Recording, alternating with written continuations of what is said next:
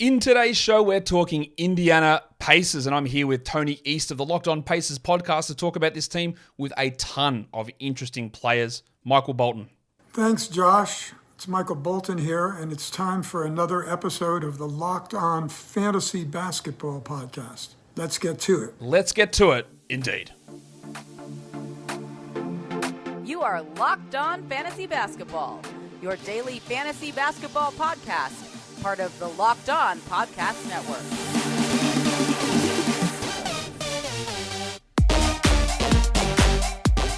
Hello and welcome to the Locked On Fantasy Basketball podcast, brought to you by Basketball Monster. My name is Josh Lloyd, and I am the lead fantasy analyst at basketballmonster.com, and you can find me on Twitter, as always, at redrock_bball, on TikTok at redrock_bball, and on Instagram at Locked On Fantasy Basketball. Today's episode is brought to you by FanDuel Sportsbook, official sportsbook of Locked On. Make every moment more. Visit fanduel.com/lockedon today to get started. Thank you for making Locked On Fantasy Basketball your first listen every day. We are free. We are available on all platforms. And we're still taking applications for the FBI Locked On Fantasy Basketball Fantasy World Cup.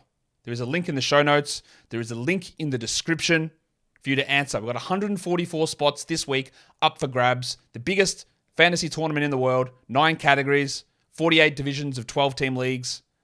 You redraft when you get through to the different rounds of the playoffs. It's huge. Test yourself against the best. 144 entries. Go enter the application form, which is in the notes and is in the show description. But now we're going to talk Indiana Pacers. Tony East, welcome back to the show. Good to be here. Good to talk Pacers in front of a season of expectations for the first time in a while. Well, that is preempting a question that I was going to ask you later on. But yeah, it is. They are. I wouldn't say like all in because that's not the right term, but there are expectations now. They are ready to start to turn the corner. And when you have a look at this next screen that I'm going to bring up, the change in the roster, it undoubtedly is better. Bruce Brown comes in. Obi Toppin is here. Jarace Walker is here. Ben Shepherd, Oscar Tshiebwe, Isaiah Wong, they all join the roster. And the guys they lost, yeah, cool. Gabe York, all right, I know he's got that legendary G League documentary that's available at the moment. George Hill, yep, okay, he played for the Pacers. Chris Duarte barely played. O'Shea Brissett, all right. James Johnson, 38 years old or whatever he was. It's not... Now, you can argue the merits of Obi Toppin, and I have many times. You can argue the merits of rookies impacting winning, which is fair enough. But those 3 top guys there, Brown, Toppin, and Walker, they're better than anyone that went out. Agreed, and that's why it's so interesting. Like, I know we're not talking about this, but a lot of the betting lines have their win total like 37.5. Like half a win, like even if no one gets better, just adding Bruce Brown and Obi Toppin's got to be worth more than half a win. Like they should be better by default because of that. When Turner and Haliburton played last year, they were an over 500 team. Like they had about the same winning percentage as Miami and Brooklyn. Like they should be better this year. Health withstanding, of course, but yeah, they clearly got better and should be, at least to me, moving up about a tier in the East. Yeah, we're going to talk. We're going to talk about the betting lines later on, but you're right. It's one of those ones where I go, okay, that's a little bit interesting. So we've got the 3 guys there who are going to join the rotation. We're going to talk more about that later. Brown, Toppin, and Walker. Then the other guys, Tshiebwe and Wong, are 2-way guys. Mojave King is not signing this season. Is he? Where's he headed? Is he going to Europe? It has not been determined. I know he's got 2 seasons in the NBL and then the Ignite season. So presumably a lot of options. Chad Buchanan, their GM, has said that they knew he wouldn't be with them this year when they picked him. So they're actually working with him to get him to the right development spot. So it's still kind of TBD. Because they had a million draft picks and they tried to consolidate and move guys around because they just didn't have the roster spots for those guys. So I guess some people might think that Mojave wasn't really a draftable player necessarily, but the fact that they knew that he wasn't going to be coming over or putting that pressure on helps out in that sort of an area. In terms of the guys that are gone, like Duarte and Brissett are probably the 2 players who had the most impact, even though it was marginal. Duarte dropped off significantly. Pacers fans had some high hopes for Brissett at times, but I think he sort of settled into the player he is. There's no loss there that isn't covered by players on the roster or joining the roster, though, is there, Tony? No, I don't think so. I mean, I was always higher on Brissett than the Pacers were, funnily enough, and like I think over the last 2 years, he's the most minutes played for them of anybody. Like 2 years ago, he was the only guy who played over like 49 games. That's crazy. Or something.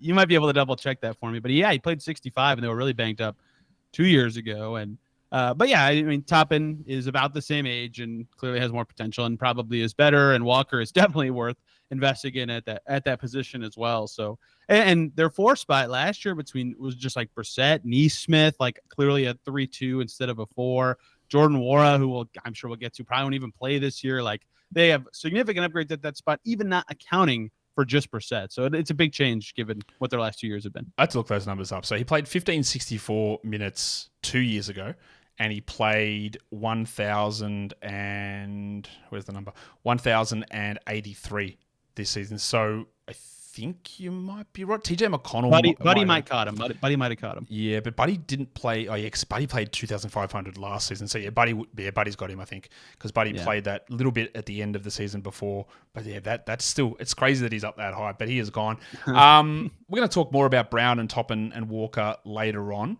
So we'll do that later on. Let's look at the current state of injuries, and I think we're okay. Now, they obviously had a lot of fake injuries at the end of last season, Tyrese Haliburton, which one of the weirdest situations to me was Haliburton having a legitimate ankle injury, coming back, playing a back-to-back, and then not playing again. I don't know why they bothered for him to come back for those 2 games. It didn't make any sense, let alone playing in a back-to-back, and then he was done. We had some other injuries with, I think, Mathurin, but Miles Turner's the other one, who also had some fake injuries. But the main point here is we're all clear heading into the season. I can't believe this screen is real. Yeah. Given my last couple of years talking about this team. Yeah, the thing about those 2 games Haliburton played is I kind of viewed those as their last-ditch effort to make the play-in, right? I think they were like 2 or 3 games out, and they lost both, and they got smoked by Boston in one of them. And the same weekend, I forget who the Bulls beat, but they had like a decent upset, and that kind of put it away. So that right after that, you're right that was kind of the end of the season for a lot of guys. Yeah, that was it. And then it's when they really started to push themselves down and ended up in that 7 spot, traded out of that, went back to number 8, got the guy that they were after, almost no doubt. Probably wouldn't have been the guy that I took, but I've absolutely no problem with them selecting Jarace Walker in that position. But that does bring us to your projected starting 5. And Tony, this is a tough one for me because you've got a group of guys there, and I don't disagree with it, but I also don't know that I agree with it. And that's where this team is interesting because, okay, Tyrese Haliburton's going to start. Absolutely, no doubt about that. Miles Turner is going to start. Fine, we all agree on that. I am like 95% Obi Toppin is going to start. Especially with Jarace Walker having this elbow surgery after Summer League. He'll be fine, but it sets him back a little bit. Obi Toppin's going to start. Feel good about that. I feel pretty good that Bruce Brown is going to start, but not necessarily. He came off the bench for the Nuggets last season. This is not the Nuggets, but I think he's going to start. And then the other one, you've got Bennedict Mathurin in there who could start, but it could be Buddy Hield. It also could be the guy that started not every game, but basically every game last season as a second-round rookie in Andrew Nembhard. And we know that Rick Carlisle, if there's one thing that Rick Carlisle loves, apart from being grumpy, it is starting multiple point guards. So, Mathurin started out on fire, shot okay to start off with. The most impressive thing I think of his rookie season was getting to the line as much as he did, really hard to do. But then everything sort of just continued to fall away and fall away and fall away. And he really struggled to add anything to his game, I thought, as the season went on. Hield had been starting all season. We know that he's bristled in the past at coming off the bench. He did come off the bench for the final 5 or 6 games of last season. I think there was a little bit of tanking in that because he was playing like 20 minutes a night. How confident are you? Look, again, I think 4 of those 5, we can lock them in, including Brown. How confident are you that Mathurin gets the nod there over Hield and over Nembhard? Am I really confident? No, but I will guess that this is the 5 because, okay, the obvious 2, Haliburton and Turner, no discussion required.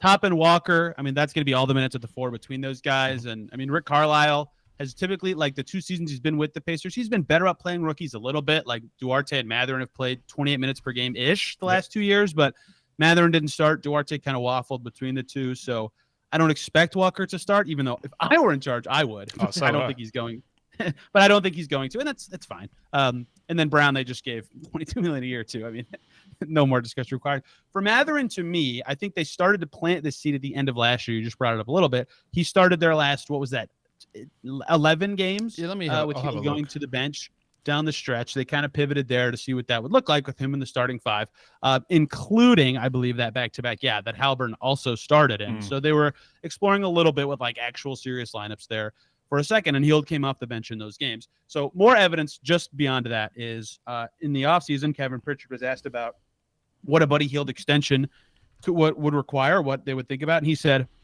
going forward, we have to figure out the right role for Hield, and to agree on an extension. That kind of made my eyebrows perk up, as yours just did when I said that. Mm-hmm. And then this one, I didn't actually see this. I'm reading this from someone else, but Mathurin was on one of those NBA Finals simulcasts with Stephen A. Smith. Okay. And he said, me and Rick, we've had a lot of moments this summer where we've been able to increase our relationship a little bit better. And then he said later, I feel like next year I'm going to have a bigger role as that starting 3 wing. And there are a lot of areas I need to improve on. So that's from Mathurin's mouth himself. Again, I didn't see that. I haven't been able to find it, but Scott Agnes put that in Fieldhouse Files. I know he's very trustworthy in the space. So all of these evidence points to Mathurin starting. That said, he did say that before they signed Bruce Brown. So who knows how much that data point actually changes what they're thinking. But to me, the signs point to Mathurin being a starter this year. I think it should be him myself, even though I understand Hield is an amazing shooter and, quite frankly, pairs way better with Haliburton than without. So they're by default limiting his effectiveness by bringing him off the bench. We know how well things go when the Pacers promise guys starting spots before the off season rolls around or before anything happens. It goes so well, it lasts so long. Shout out to Jalen Smith. We're going to talk more about lineups in a second, but I do have to get in here and tell you that today's episode is brought to you by FanDuel Sportsbook, because football season is here and FanDuel is giving you the chance to win all season long. Right now, when you bet on a Super Bowl winner, you get bonus bets every time they win in the regular season. You pick any team to win the Super Bowl, and every regular season victory that they rack up, your bonus bets, they rack up as well. Now, Tony, I would say that you're probably not maximizing your chances if you're putting a bet on the Colts to be a Super Bowl winner. You're probably not getting a huge amount of bonus bets back on that one. But if you choose, say, a good team, maybe then you can get those bonus bets and then use them to bet maybe against the Colts winning games, so on the money line or on the spread or on the over-unders or on the player props or on, I don't know if FanDuel's got any lines of crazy things Jim Irsay is going to say, but I'd definitely go over on whatever line they put out on that. But you get those bonus bets, you rack them up, and there you go. Easy done. So go to FanDuel.com/lockedon. Start earning bonus bets with America's #1 sportsbook. That's FanDuel.com/lockedon. And don't forget to gamble responsibly. Would you say Jim Irsay is gambling responsibly with his handling of the Jonathan Taylor situation? No. No. All right, let's look at the rest of the rotation. So a lot of these names we already mentioned: Andrew Nembhard, Buddy Hield, Aaron Neesmith, who started at the 4 all of last season. That's done. They said, thank you for that, Aaron. We're going to bring in 2 power forwards now, and you're out of there. And Jarace Walker and Isaiah. You said Isaiah Jackson or Jalen Smith because who knows? Because that's what Carlisle did after realizing that Jalen Smith is not very good and taking him out of the starting lineup. They just sort of went back and forward. Now, to me, it is very clear that Isaiah Jackson is the better player out of those 2. That's for me. But what if you, as a closer observer of this team, how do you... that's why I put Jackson there, because you went Jackson or Smith. No, I'm not doing it with Jalen Smith. I refuse. I'm putting Isaiah Jackson there. How do you see the battle between those 2?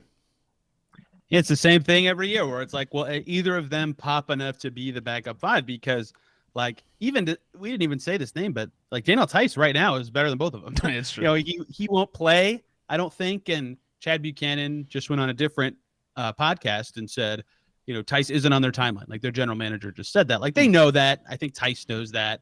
He's still like a valuable veteran. He's not like worthless, but he's the best one of them. Like, if they truly are chasing wins, man, maybe. But I think it's between the 2 young guys. They're both equal-ish in effectiveness. Smith's rebounding has been kind of important to this Pacers team that's just awful on the glass. Like, I mean, last year, especially because they were so small, him being a better rebounder than Jackson, I think was important. Not like significantly so, but he's better at boxing out. He can read the ball off the rim a little better. Jackson's very jumpy, but isn't as physical. I think that matters. And of course, like, everyone in the Pacers org who signed Smith to this 2-year player option deal and promised him a starting spot is going to hope that 3-ball returns from that, whatever it was, 25-game sample post 2022 trade deadline where he couldn't miss. I mean, there were 14 games where he was shooting like 50% from deep, which is unreasonable, but that certainly helped his case. So I think there's a chance it's either one of them truly. Like, Smith has made his case. Rick does love his attitude and the way he plays. I, like you, think Jackson is better. Vertical spacing, he's the only one who offers it on the team. His defense, he can switch through so many positions. Like, he's just a very unique player that's kind of harder to find and can guard the 4, no problem. If you switch him and Jarace between the 4 and the 5, that's fine. And I think that alone is why I would pick Jackson. But I mean, you're sacrificing a ton of spacing if your bench is the group that is listed on the screen right now. So they're relying a lot on Hield to shoot in that way. So I think there's a chance at Smith, even though for me, again, I would have it be Jackson. I think there's a slightly higher chance it's him contractually as well. Jackson is also, he's 2 years younger than Jalen Smith, which didn't really realize that until just having a look at it right now. And there's also a name that you'll note, or two names you'll notice on here that were actually key rotation pieces on this team last season that I agree aren't probably in the best 10 guys, and that is TJ McConnell and Jordan Nwora. Now, maybe you could argue that TJ is in the best 10 guys, but is he better than Nembhard or Heald or Haliburton or Brown or Mathurin? Probably not. And Neesmith playing a different position and not really it's really good to have an emergency third-string point guard like TJ McConnell, but he's not better than those other guys. And the other one is Jordan Nwora, who did get starts towards the end of last season. I think might be a better player than Aaron Neesmith, but I don't know. They're both undersized guys playing out of position. But with bringing those two other players in Jarace and Obi, it is going to be hard to see how he gets minutes. I don't want to dwell too much on TJ or Jordan Nwora, but that does bring me to talking about undersized power forwards into actual proper sized power forwards in Toppin and Walker.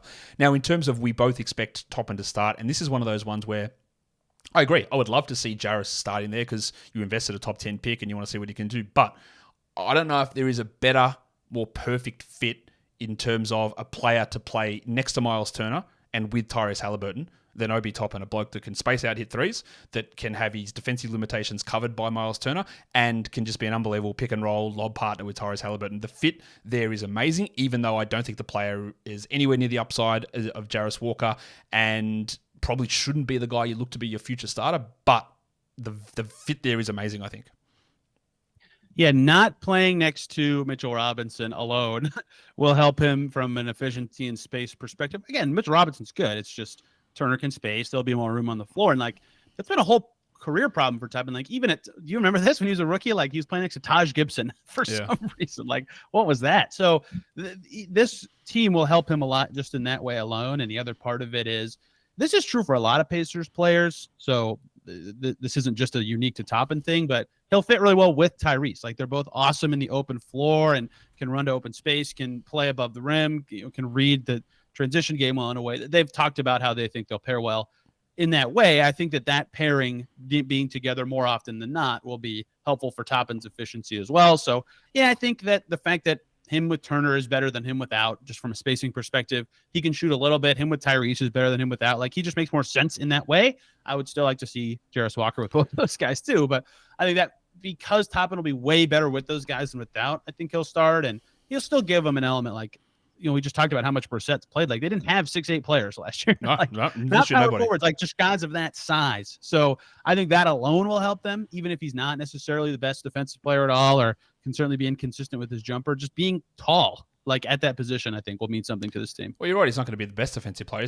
He's more likely to be the worst defensive player, but that's okay. Yes. You've got some other guys here. You've got Bruce Brown around him. You've got Miles Turner around him. You've got these other guys. And Haliburton's a good defender as well. But I think the question then is begged, the Toppin and Walker situation. Is Obi Toppin a 30-minute, 31-minute a night player, or is this a situation where you want to maximize his time with Haliburton and Turner, but we still want Jarace out there playing 25 and 26 minutes. Now, this is one of those problems. I'll let you answer that in a second, but I tweeted this out, I don't know when it was, a month or so ago, and said this is an awesomely strong draft class, but I reckon on opening night we might have 3 rookies that start at most, and Walker's one of those ones, again, who's probably not going to be able to crack the lineup just because of the strength of the NBA and the way that other positions are there. So is Walker, you think, going to be and you talked about Carlisle playing the rookies more than expected, but now that we're in a situation here, would he might be a 20-minute a night guy and Obi's playing 30, or is it more going to be a 24-24 situation?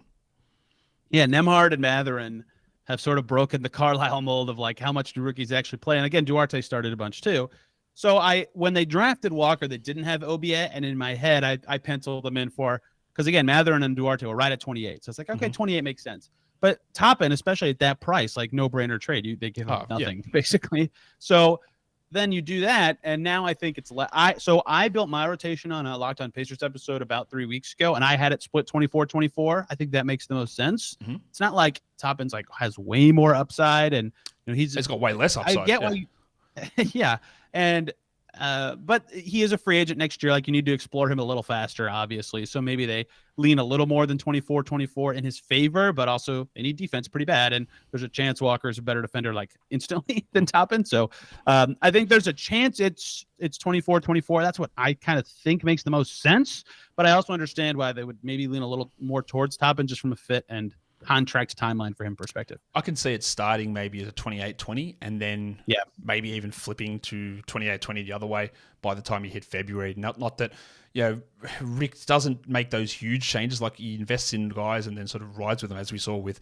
Mathurin's role not really changing until those final 10 games of the season. But that also brings me to talk about the rookie Andrew Nembhard. Well, the second-year player Andrew Nembhard, who was a surprise starter. I didn't really love them picking him at 31. What are you doing picking this older point guard who honestly didn't shoot well at all in college and then came out on fire to begin his NBA career? Now, the shooting percentages fell away, but Carlisle loved having those 2 point guards together. But with the addition of Brown, with the likely elevation here of Mathurin, it seems to me that Nembhard's going to be in a position where his role is going to be smaller than what it was as a rookie. Would that be fair to say? It's tough to put like a total description of what he'll have for this team. So again, I did this rotation exercise. I don't know how much lower exactly this would be from him than last year. I have him at 24 minutes with a lot of them coming at the backup one, like we have on this graphic. And then a couple of them sprinkled in as like the backup 2 or the backup 3, because they really needed him defensively in those spots. That's why he started last year, but he is more naturally a 1. And this team, when Haliburton is out, like, they really struggled. They didn't have anybody who could like replicate the whole passing, shooting, dribbling thing in his way. And McConnell can pass and get to the lane. And his percentage was nice, but like no one thinks of TJ McConnell as a shooter. Yeah. even if he shoots 40% again, it's going to be 60 total attempts. Like that's not a shooter. So Mathurin, Nembhard's I think their best chance to kind of replicate it. Obviously he won't be as close to as good as Haliburton. He's amazing, but can kind of do all 3 in a way that doesn't sacrifice their style as much. So I think he'll get some burn at the backup 1. He was awesome in summer league at point guard again. Like, they were Tyrese Haliburton said he should stop playing after the first game. He ended up playing 2. So I think it'll be a little less minutes, but that's just because of the additions, and he'll have to spread his minutes out between different positions instead of always just being a defensive 2-3 like he was last year. I think that's fine. I think that's actually good for his development. That's what he's played his whole career, but it will lead to less minutes for him this year. And McConnell certainly will play less. Yeah, I had him. I've got him at 25 minutes at the moment, and Nembhard, so dropping down from 28 because Brown's there, more minutes for Mathurin. Predicted to be more minutes for Mathurin. Anyway, let's take a look at some of the young players on this team. This is everyone on the roster that's under the age of 23. Walker's 19, Mathurin's 21, Jackson's 21, Ben Shepherd's 22. Kendall Brown was brought back after having that stress fracture in his leg last season where he barely played. Interesting player who was quite young as a second-round rookie, but we just didn't get to see anything of him, and I worried about his shooting. And then Isaiah Wong's there. But what I do want to focus just quickly here is on Jarace Walker, who had some horrific shooting numbers in Summer League, but also some unbelievable defensive plays. Now, we were sitting next to each other a lot of this time at Summer League, Tony, watching this, and we loved some of the stuff we saw from Jarace defensively, but the shooting was always the concern heading into the draft process. And then he came out and didn't he have a game where it was like none of 10 or something from 3 or something crazy like that. He shot like 8%, I think, from 3 over the course of Summer League. When you watch that, now it's small sample size, clearly it's Summer League, obviously, but did you look at it and go, oh no, the shot's like completely broken? Or did you say, I'm not too worried about it, maybe it's going to get better, and he's not going to be a 39% guy, but 33, 32 in a couple of years' time is a possibility? More the latter for sure. Like, the volume was the most encouraging part. Like, he would catch it and just get it up. And if there's a point where in the NBA, if like you keep getting them up and they never go in, like, yeah, that's awful. Obviously, you'll have to make them at some point. That's the Westbrook there. Right. But being a willing shooter this early is certainly sort of encouraging to me. And like, was his Houston percentage? I don't know if you remember, like 34, 35. Yeah, like, it was low volume, but yeah, like if you get to that, he's not a spacer, but at least that's like fine if you take open threes at that level. So I think the hope is he gets to what you said, that percentage at some point, albeit the ones he'll be taking will be wide open. But that'd be fine, especially because, like, what you did see for him in Summer League was he could put it on the floor, he could pass, and his defense was crazy. It's can he ever shoot in a way that makes him valuable on offense when he's just never on the ball? We'll see. So I'll be curious about that. And then we didn't know this when we were watching him, but who knows how much these loose bodies in his elbow actually were impacting his shot, right? He had it. He was dealing with it in pre-draft workouts too, and then the pain subsided or something. He missed his pro day with his agency, so who knows how much that'll matter. We haven't gotten a chance to talk to him on the record since then, but I am curious if he'll say, yeah, it bothered me a little bit, and then I'd think even more differently about him missing those, because it's already a small sample size. So if it's a small sample size and you're hurt, it's impossible for you to put any stock into that. He put together some really massive defensive highlights, just huge blocks, like just positioning. He looked awesome. My part of my problem why I didn't hate it, but I didn't love the pick of him at number 8 is that I just where like he's only 6'8", he's not particularly big. He does have a big leap, but part of his value is in defense, and at 6'8", being a big rim protector or a shot blocker, especially when you're next to Miles Turner, that's going to be his role. So you're not going to be able to show off that skill quite as often in this setting. When people look at Walker's steal and block numbers coming out of college, they might think that that's going to translate immediately to fantasy, but you realize at Houston he was playing a lot of center as well, and he's probably not going to get as many of those opportunities. And I think ideally he's best positioned offensively as a center and maybe defensively as a 4, but can also protect the rim. But the sort of in-between height, the in-between shooting numbers, I don't really know where he fits in there. And I think that's probably going to be the thing you want to find out. This is an easier 4, easier small ball 5. Can he do enough offensively to be able to play at the 4? They're the questions I think need to be answered about Jarace. Or not answered, at least give something to like sketch in a draft about where he heads from here. Yeah, I usually ascribe to the theory of like you are what you can guard. So if he can guard 4 or 5s, he can play that position at least most of the time. But if you're a 4 who just can't shoot at all, then you're required to have a 5 who can shoot to like have a normal NBA lineup with spacing. And Turner can right now. That's great. But only has 2 more years on his deal. Who knows what that future looks like? I'm not suggesting anything and just stating facts about his contract. So that does matter, is how quickly he develops any sort of 3. I was higher on him than most people because especially if you go back to his high school tape, like I buy his passing a lot. True. Like he really could create. And I think that definitely won't translate right away. It never does for these guys who don't have the ball a ton and aren't just like handling the ball. But if he can be a short roll creator or passer, not everybody's going to say Draymond, like that's ridiculous. No one's going to be as good as Draymond, but like that type of skill set, like that can play the 4 and the 5, especially if he gets to 34% from 3. So yeah, I think there'll be a lot of exploring there, and I think it'll matter how much his 3 ball comes along. But if he can guard 4s, I think he can play the 4, and that's kind of all that matters to me in that positional decisions. We teased this earlier in the show, Tony, but this team, they're looking for the playoffs. Like this is, again, they're not all in, but signing Bruce Brown to that contract, which is $23 million or whatever it is this season, $45 million in total with the team option. They've still got Miles Turner, Haliburton's elevated. You got these young players here. You've had these 2 top 8 picks over the last 2 years. Not that they're not top 3, not top 4 picks, but this is not a team that's like, oh, give us one more. They're ready to go, and they should be considering themselves, if not a playoff team, a play-in team at the very least, I would think. I agree, and like I'll propose this as a question to you. If they didn't sign Bruce Brown, would you even say that their internal development would be enough to get more than 37 wins? Yeah, right. Like they have a lot of young guys who, in theory, if even only one of them takes a step forward, they should be better. So adding Bruce Brown as well, like to me, they're a better team. They're clearly trying to vault up a tier, and so the question will be, can they catch these Chicago's, Toronto's, Brooklyn especially? Like who knows what that team's records are going to look like because their record's so inflated by what they had before the trade deadline. I think those are the teams they'll be looking at trying to catch this year. Obviously, the Bulls and Nets all think they're better than they were last year to end the season. Toronto, I'm just going to shrug. We'll see, I guess. But like, I think it's very plausible you can catch those teams. Like they were 10th. I can't remember the date. This is going to kill me, but March 20th-ish. Like they were tied for 10th, right? Like they were right there for the play-in hunt with the team they just had.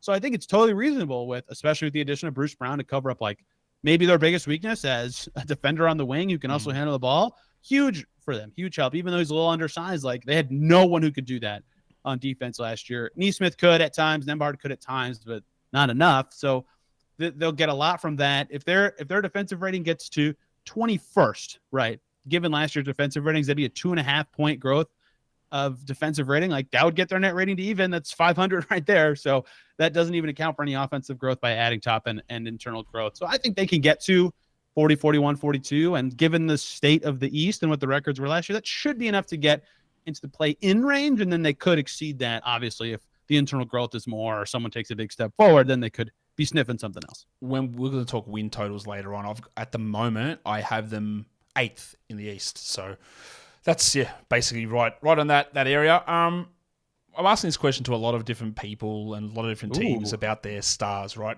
Because Tyrese Haliburton, especially people in the fantasy community, we expected a bit of a breakout from Haliburton. We expected him to elevate. He did. He did basically what we hoped that he was going to do. He made the All-Star team. I reckon he would have been close to getting in line for an All-NBA nod had he not missed the final 20 games or whatever it was of the season. He wasn't quite there, but he's around that area. The question is, like, you can talk about his ceiling, like, is it MVP, is it All-NBA, but where does he get better? Because he took his usage up. He's still not like taking huge amounts of shots. He's not like one of those 28, 29 shots per 100 possession players. He took his 3-point volume up, which was around the same percentage, but still, actually, no, he went from 43 to 48% of his shots from deep. He's always been an elite shooter. He was able to maintain his defensive intensity. So what's the next step? Is it just being more, I don't know, sort of selfish and self-creating your own shots? Not that that's really his game, because I'm not sure where the efficiency goes. He's at 57% on twos and 40% on threes. Like, getting higher than that's pretty tough to do. So what's the next step, and how does he elevate that and his own team to further heights? It's a fascinating thing because, you know who's averaged 20, 10, and 40% for three before Tyrese Haliburton, Josh? You're probably going to say no one.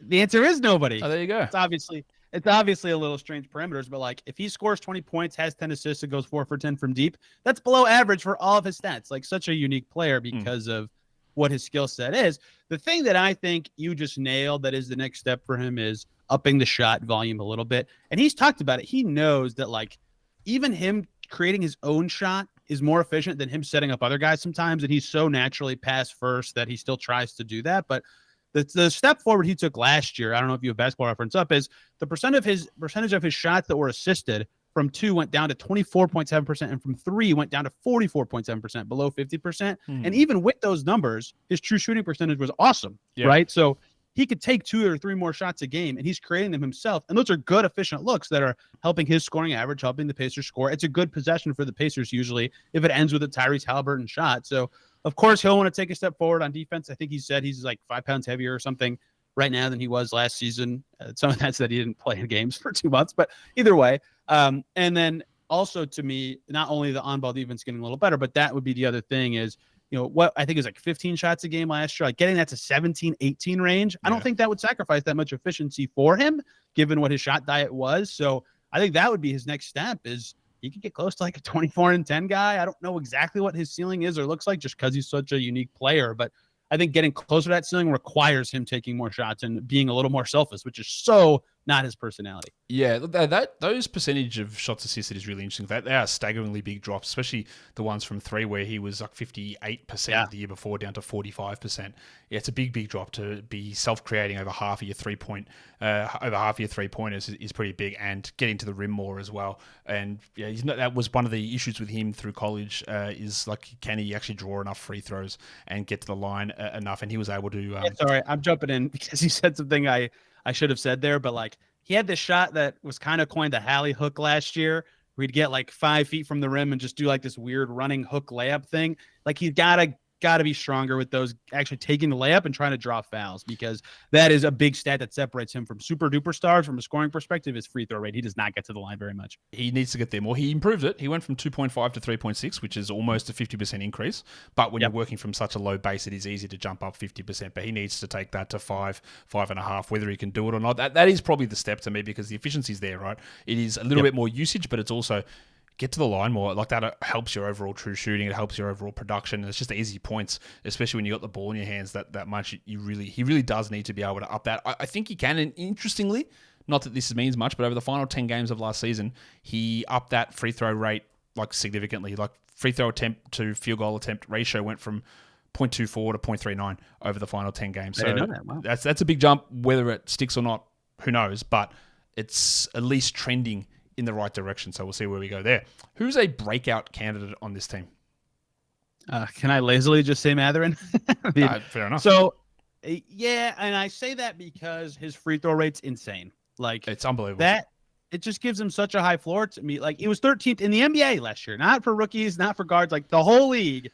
His free throw rate was that good. And I've talked about this too much, honestly, a little bit in my life, but like, if you look at the free throw rates of guys who reached 40% free throw rate as rookie guards, it's like 10 out of 12 of them were all-stars at some point in their career. So he has to get better at so many things to like hit this ceiling. But like, even a 3 assists per game Bennedict Mathurin is so much better than Ben Mathurin from last year. Like, if every other stat's exactly the same, or 35% from 3 Bennedict Mathurin is so much better than the guy that they had last year if everything else stays the same. So like, the way that he gets a lot better is kind of low hanging, and he's saying all the right things. He's working on all the right skills.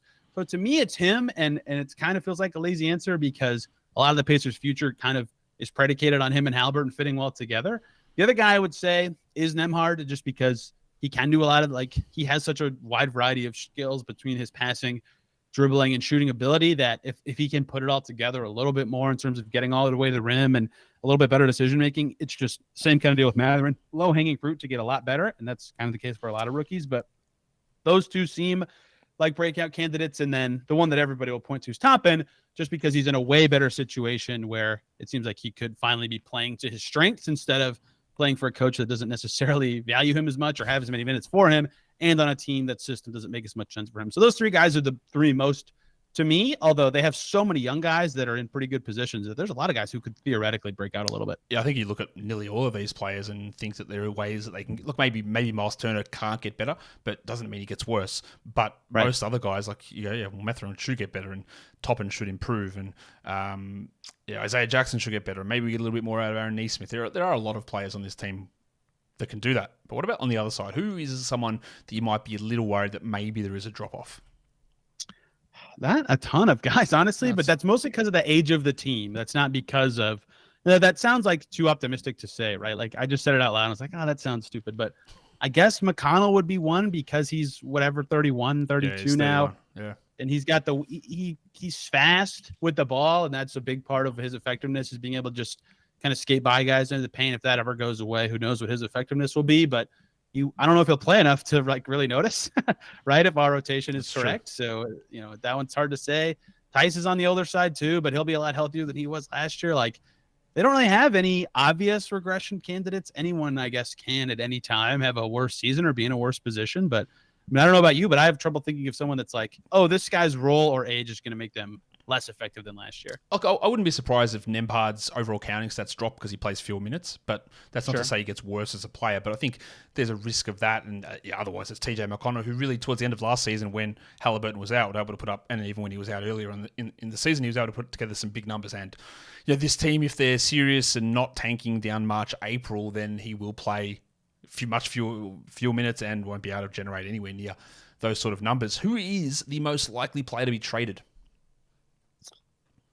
Probably Buddy Hield, if I had to name a player, just because of his contract situation, right? Like, the NBA, just free agency is not as much of a thing anymore, and Correct. Teams really think about what expiring contracts mean, right? It was a big storyline with Turner until he extended last year. And the other thing is, I talked about this on Locked On Pacers, like, him, Bruce Brown, and Turner are their big contracts if they want to make a big move during the season, and one of those guys is expiring, and the other two aren't. So it's definitely Buddy Hield to me, just because from a salary matching perspective, from his contract perspective, and they have a lot of guys at 2-3, right? Like, even Ben Shepherd just waiting to play eventually. I don't know if he'll play this year, but they have enough depth to recover if he doesn't play. Like, I think it's probably Buddy Hield just because of his contract situation, but any of those big salary guys make some sense to me. But the other answer would be any of their backup centers, right? Like, just clearing up that logjam in a way would help the centers and probably help the Pacers just from a roster balance perspective. So I don't know which one. It's not like there's any obviously best one at their current juncture, a current crossroads, but any of them also, I think I would throw their hat in the mix. We've teased it for a while, Tony, but let's do win totals now, because they won 35 games last season. They had a negative 4.1 net rating, which was 26th in the NBA. Ooh. That's not good. Like, that net rating is it's not a good number. But I see you celebrating here, because FanDuel's got them at 37.5, and we both went at 40 and 42. The same record. We did it. 40 and 42. We've got them jumping up 5 wins next season. And honestly, the more I think about it, I'm not sure it's high enough. I think that there is a chance that they get to 42 or maybe even higher. I think that, Haliburton playing an extra 20 games is huge. That's at least 3. Surely that's at least 3 or 4 extra wins there if he plays 20 more games than what he did last season. I think that there is so much scope. I think most teams got better this offseason. There are some who didn't, but it is always hard to get those wins when every other team is fighting for them. But I think that we're pretty spot on here in them going over that 37.5. Yeah, the net rating thing. So I'll give you the downside part before I agree with you. Okay. The reason they wouldn't go over is what you just said. The net rating is what it is. And some of that's that they were just tanktastic at the end of the season and got smoked a few times. But like, a lot of that too is they were really good in the clutch in December and January. And that is not typically something that is predictive from year to year. Phoenix being the poster child for that, going from the best basically to the worst over the last 2 seasons. And so that could be a reason you say, okay, if they don't have the same clutch success they had last year. They weren't amazing. Like they were pretty good. Like if they go from pretty good to like below average, that could hurt certainly. But I agree with you that, even it's not even the 20 more games for Haliburton. Like 65 is 10 more. Like that's 2 wins right there. Bruce Brown's a win or two. Toppin plus internal development's probably a win or two. Like to me, it's pretty easy to see how they go over. And the way they would go under is either catastrophic injuries or just like disastrous clutch play. And to be fair, 2 years ago with the same coaching staff, they were the worst clutch team in the NBA, but they have a new team now. They have a whole new roster. So I think there's way more ways that they go over than ways they go under. I want to see their schedule before I put like an official win total prediction on it, just to see where the back-to-backs and hard stretches are. But yeah, I mean, I find it very hard to believe they would be a similar record team to last year, just given everything we've talked about. And they did this offseason, and like you could even sum it up by saying I had 3 progression candidates and 0 regression candidates. Like that should be a better team by default.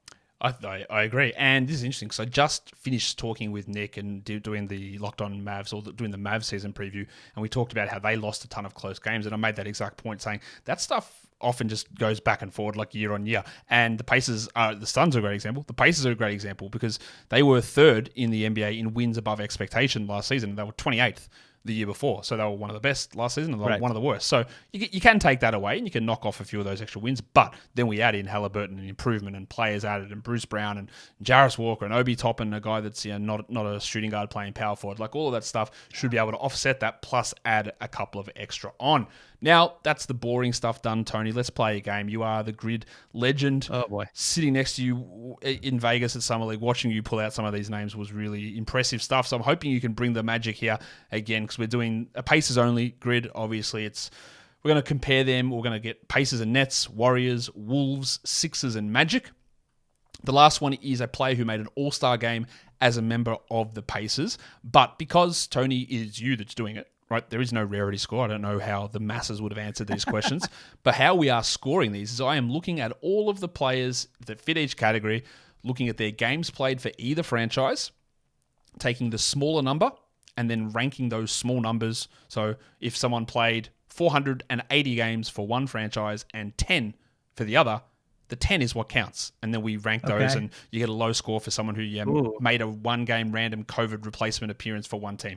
When we get to the All-Star one, they have to have made the All-Star game as a member of the Pacers, and then we grade those guys based on fewest amount of career games played for the Pacers. Okay. All right. Where are we starting? I can do this. Yeah. I think I got most. Yeah.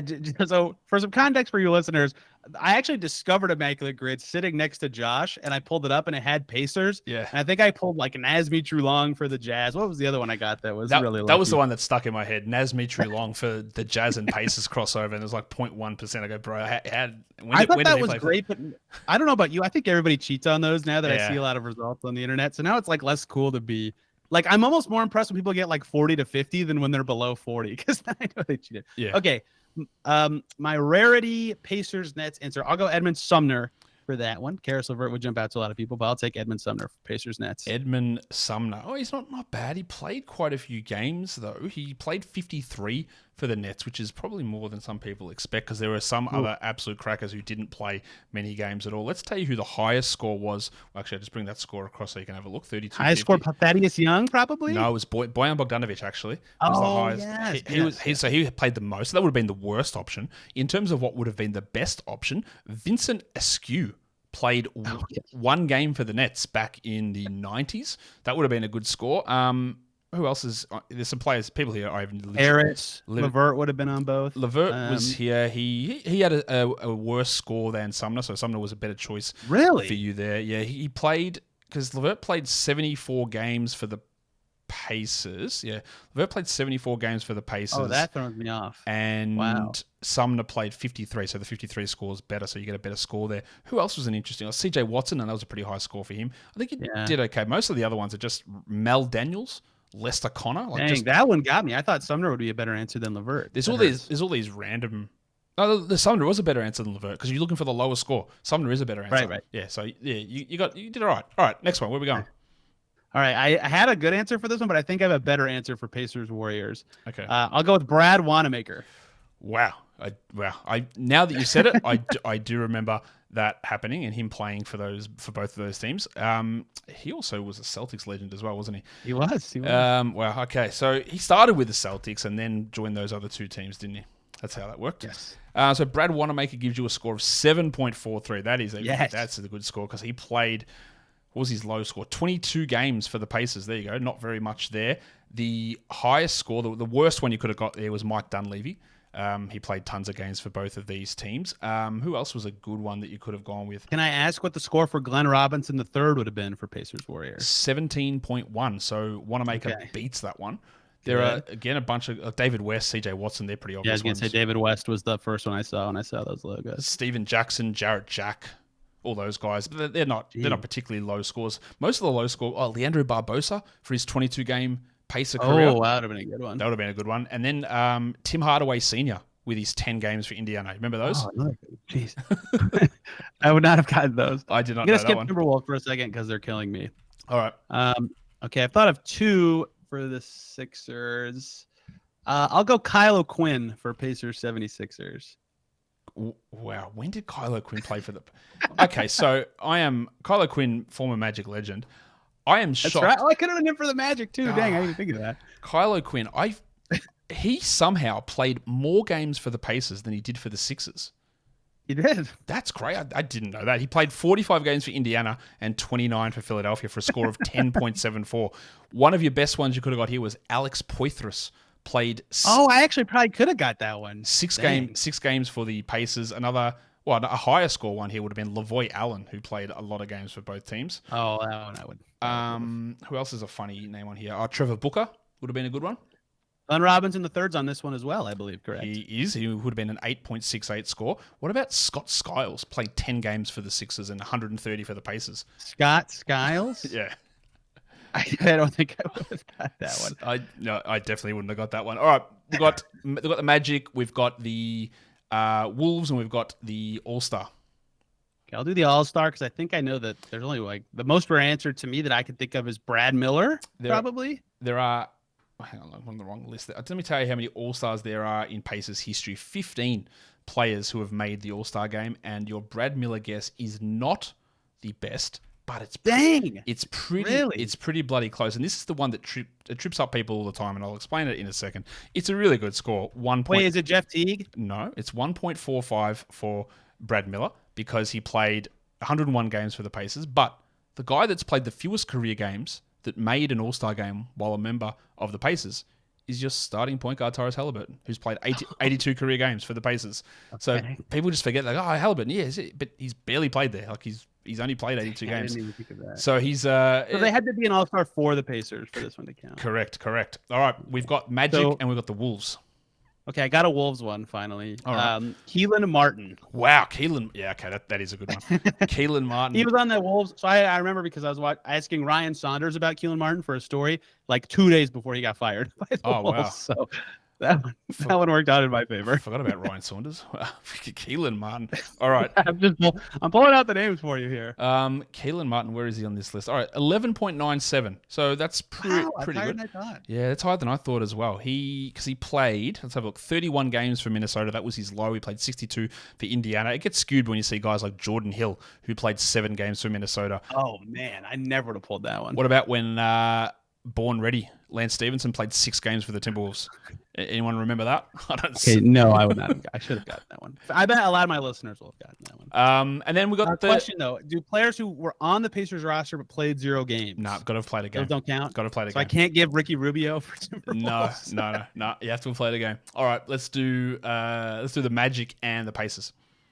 All right, I'm having trouble with the Magic, so I'll just go with the very recent, obvious one of Goga Bitadze. Goga Bitadze, it's a good one because he didn't play a huge amount of games. He only played 17 over there in Orlando, so that does work as a pretty good score for you there, Tony.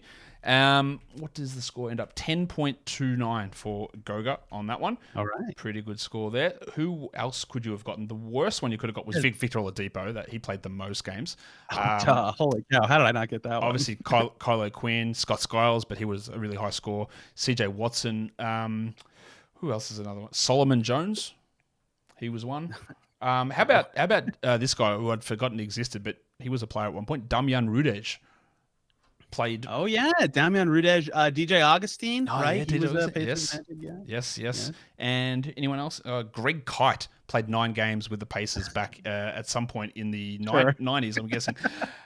Tony, that's it. We're done. Thank you for coming. Is this good or bad compared to how other people? That is a pretty good score. I think, who was on earlier today? Ryland for the Thunder, I think, is in the box seat. He's dropped some absolute crackers this morning. The Thunder have some, like, a ton of random guys who played for them for like 10 games. That doesn't count. He was just sitting there like just blank, no emotion, just bang, bang, bang. It's like, wow, all these scores are unbelievable. He was just carving them out.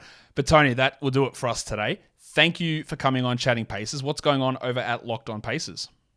Yeah, fun stuff right now. Oscar Tshiebwe was on last week. That center they signed to a 2-way deal earlier this summer, doing some historical stuff. We talked about Chris Herring's blood at the Garden, also looking at their rotation, who they should protect in an expansion draft, all sorts of fun Augusty stuff. Because, hey, expansion is coming at some point, which I'll add to your plate, Josh. But lots of fun stuff. And, of course, in terms of actual like topical news right now, Tyrese Haliburton, Buddy Hield, Daniel Tice all playing for their national teams. So lots to break down in terms of actual basketball games. Go and check out everything that is happening there over at Locked On Pacers. Tony, thanks for coming on. Thanks, Josh. And that will do it for me today. I'm joined here for the end of the show by Obi. He's just decided to pop up, but we're done. Follow this podcast, Apple Podcasts, Google Podcasts, Stitcher, Spotify, and on the Odyssey app. And if you're here on YouTube, thumb it up and leave your comments down below. Guys, we are done here. Thank you so much for listening, everyone. See ya.